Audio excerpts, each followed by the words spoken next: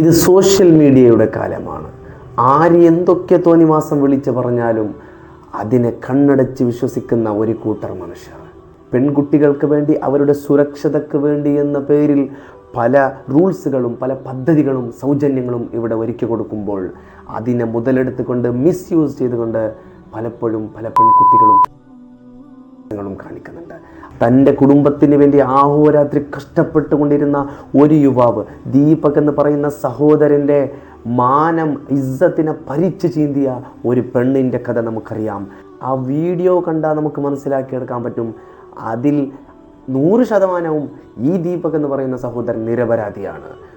ആ പെണ്ണ് video viral ചെയ്യാൻ വേണ്ടി ശ്രമിക്കുമ്പോൾ അതിനെ സഹകരിച്ച് മൂപ്പർ വരുന്നില്ല എന്ന് പറയുമ്പോൾ പിന്നെ അയാളുടെ അടുത്ത് പോയി നിന്ന് അതിനെയും വീഡിയോ എഡിറ്റ് ചെയ്ത് സോഷ്യൽ മീഡിയയിൽ അപ്ലോഡ് ചെയ്ത ആ പെണ്ണിന് എന്ത് ശിക്ഷയാണ് അർഹിക്കുന്നത് എന്ന് നിങ്ങൾ തന്നെ.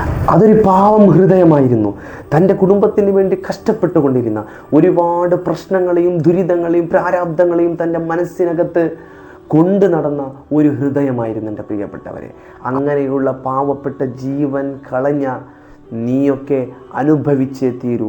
ഫേസ്ബുക്ക്, വാട്സാപ്പ്, ഇൻസ്റ്റാഗ്രാം തുടങ്ങിയ ഏതൊക്കെ സോഷ്യൽ മീഡിയകളായാലും അതൊക്കെ നല്ലതിനെ ഉപയോഗിക്കാൻ നമ്മളെ കൊണ്ട് സാധിക്കണം. അല്ലാതെ മറ്റൊരാൾ അഭിമാനത്തിനെ, മാനത്തിനെ പരിച്ചു ചീന്തുന്ന, അത് വിട്ട് പൈസയാക്കുന്ന, കാശുണ്ടാക്കുന്ന ട്രെൻഡിങ്സ് നമുക്ക് അവസാനിപ്പിച്ചേ മതിയാവും.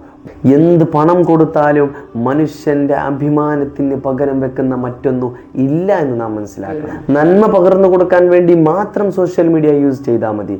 അല്ലാതെ കണ്ടതിനെയൊക്കെ ഷെയർ ചെയ്യുന്ന, ഫോർവേഡ് മെസ്സേജ് നമുക്ക് വന്നു കഴിഞ്ഞാൽ പെട്ടെന്ന് അതിനെ ഷെയർ ചെയ്യാൻ പാടില്ല. അതിൽ നന്മയുണ്ടോ നമുക്ക് മറ്റൊരാൾക്ക് അയച്ചു കൊടുക്കാം. അല്ലാതെ കണ്ടതിനെയൊക്കെ കേട്ടതിനൊക്കെ വിശ്വസിച്ച് ഫോർവേഡ് ചെയ്യുന്നവർ സൂക്ഷിക്കേണ്ടിയിരിക്കുന്നു.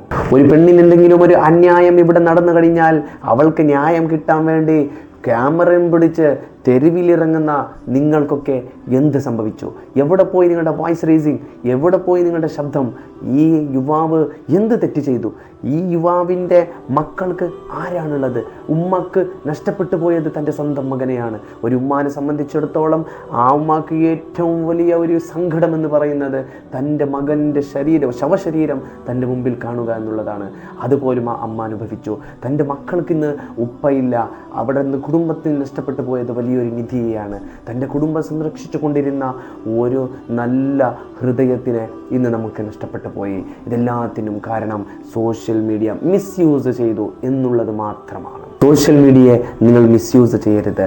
ഒരു മനുഷ്യൻ്റെ ഇസ്സത്ത് അല്ലെങ്കിൽ മാനം പരിച്ചു ചീന്തുക എന്ന് പറഞ്ഞാൽ അതിനേക്കാൾ വലിയ തെറ്റ് ഇല്ല. ഒരാൾ മരിച്ചു കഴിഞ്ഞാലും അയാളുടെ സ്വകാര്യത്തിനെ പരസ്യപ്പെടുത്താൻ പാടില്ല എന്നാണ്.